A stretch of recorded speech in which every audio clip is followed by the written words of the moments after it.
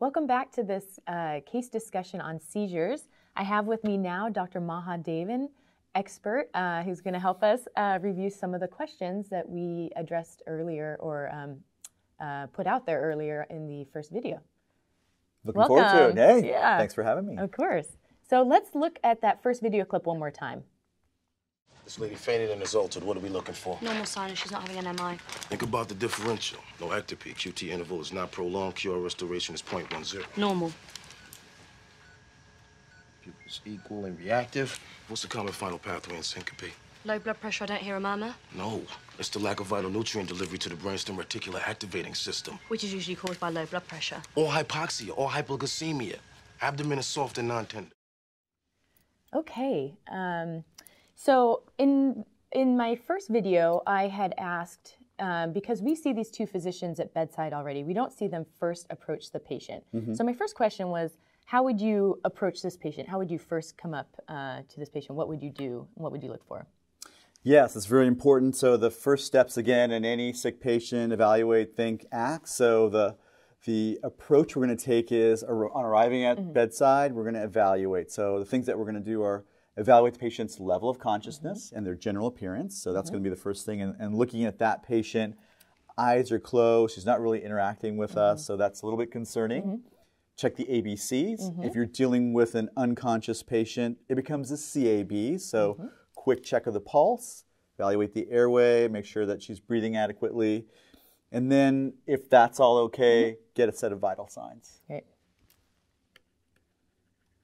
And we already saw they must have, for some reason, felt like they wanted to give oxygen, so they did even act because she's got some oxygen on, and of course there.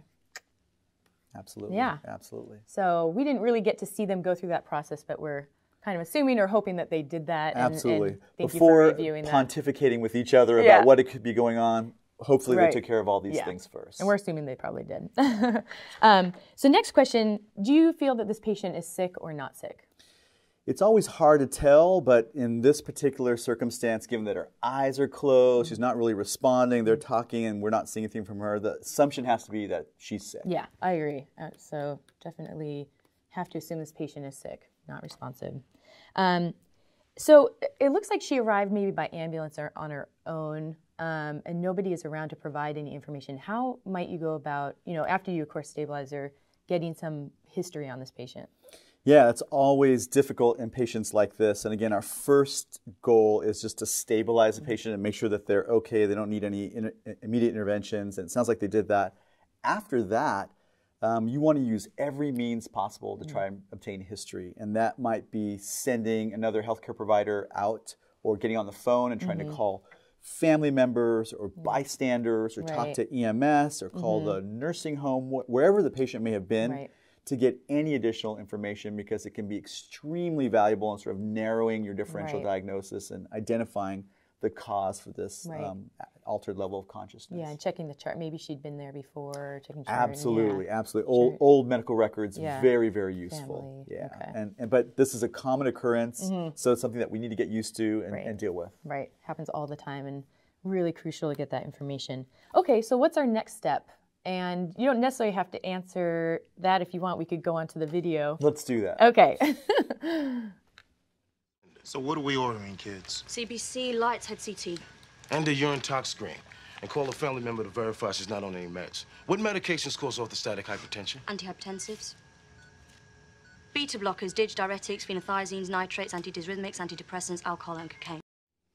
So they're still evaluating this patient, and rightfully so, they're kind of thinking about this patient as a syncope or an altered mental status, and they're kind of talking about some thoughts as far as differential and things they're going to order.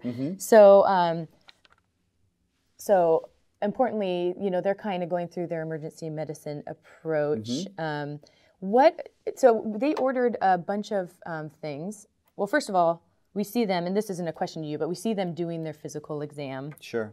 They're kind of discussing their differential diagnosis, but they're not putting some things on the differential diagnosis, for example, seizure or post-ictal state, right? And then, I'm sorry, so my next question kind of that I proposed to or presented to the class was about testing. And so you hear them doing, ordering a bunch of things like EKG, CT scan, and some labs. Is there anything else that you would order that you don't hear them ordering?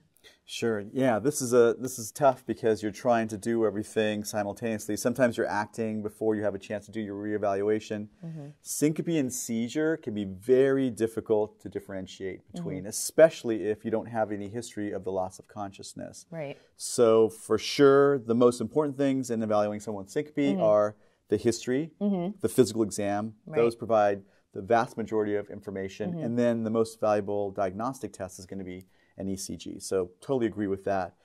In terms of if we're working up seizure, certainly there's a whole host of things that we can do that are going to be important, but probably the most important thing is to make sure that the patient has a normal blood glucose, because that's something we can treat immediately at the bedside, and that would be something you don't want to get back from the lab and find out that they're hypoglycemic and that you've allowed them to be hypoglycemic for an extended period of time.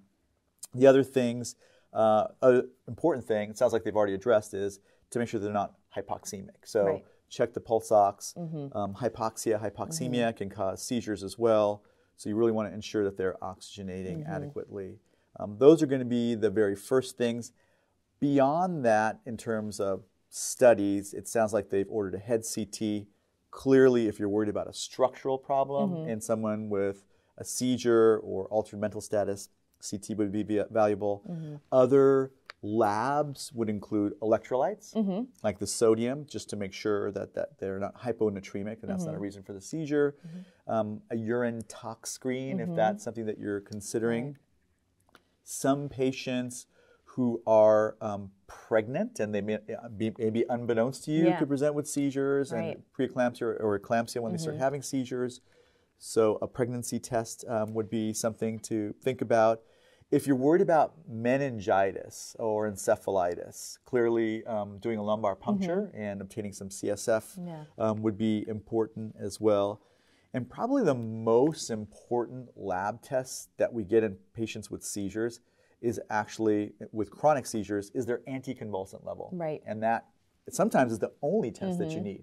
You just get their anticonvulsant level. If it's low, you address that and you're done. You don't really need to get any other tests. Excellent. That's great. And yeah, I know, I hear them saying, some of these things, but there are a number that we don't hear them verbalize, so that's great to review. And I'm really glad you brought up the glucose level. And again, this isn't something you want to get on your chem panel. If anything, check it right when they arrive with their vital signs if you can. Absolutely. Yeah. So great. Let's go on to the next video then.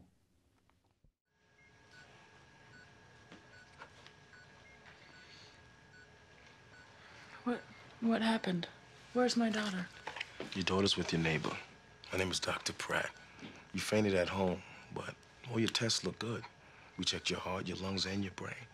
You're not anemic or dehydrated, and all your electrolytes are normal. I feel fine. Are you taking any medications? No. It could be anything over the counter, diet, pills, cold medicine. Nothing. You ever have any heart problems, palpitations, shortness of breath? I'm healthy. Anyone in your family ever have seizures? I did when I was a kid, but I grew out of them. How long ago was your last one? I don't know. Years and years. I was on phenobarb until, like, 5th grade. They said I had epilepsy. But when I stopped the medicine, they went away. I never had another one, though. It was almost 20 years ago. Dr. Pratt, can I see you for a second? Yep, just give me a minute. Can I go home now? I need you now. All right, I'll be right back. Okay, I have a baby at home. I just need to run a few more tests, okay? Yeah. What's up? So in that last video, the patient, appropriately, the physician's been at bedside with this patient that's sick and he's not quite sure what's going on with her. And then she actually kind of comes to and wakes up. And so at that point, he's already kind of thinking about his differential, ordered some tests, but now he can actually go back and get a better history. So we hear him doing that with the patient and getting some really important history. And then I also, now that she's woken up, I presented in the last video that I might redo my at least neurologic exam to kind of reassess the patient. Sure. And the question was presented, what are some findings on physical exam that would be suggestive that the patient did have a seizure? Absolutely. Before and after that she wakes up, not necessarily. Yeah. So one really important thing is whenever you're confused about what's going on with a patient, the answer is at the patient's bedside. So I really applaud this physician for going there, sitting there, and waiting and getting the information. And you can go to the patient as many times as you need to get that information. So very well done on his part. What are some things that help you differentiate syncope from seizure? It can be very tough, as I mentioned, but there are a few things that would make you worry more about seizure. And again, these are not perfect, but generally sort of direct you in that direction towards seizure. One would be the presence of tonic-clonic movements at the time that they had their event. So if you see tonic-clonic activity, especially for a prolonged period, that suggests seizure. If the patient has tongue biting or urinary incontinence, these would be two other clinical clues that this patient might have had a seizure. Other things to think about would be prolonged sort of post-ictal state. So they have their seizure and they don't just come to when they wake up. They are altered for a prolonged period of time. That would also suggest seizure. And then retrograde amnesia. They can't really remember exactly what happened. Also would be suggestive of seizure. Again, these are clinical findings and exam findings that are suggestive but not entirely diagnostic. Right. Yeah. Sometimes they don't present that clearly for you. Sure. But definitely some good findings. Okay. And again, he's getting to talk to her, so that actually influences his differential diagnosis as well. And you can absolutely see that kind of with the questions he's asking. Absolutely. He really got some really critical information that she had a seizure disorder and she was on phenobarbital before, and that really put seizure high in the differential diagnosis, especially given that we don't know exactly what happened. Yeah, which is really interesting, and I like this case because of this, is that although we're hoping that post-ictal was on their differential for a patient that comes in altered and unresponsive, however, you don't necessarily hear them verbalize it. So she really does present atypically for a seizure. You know, they're not really getting most of this information except maybe this.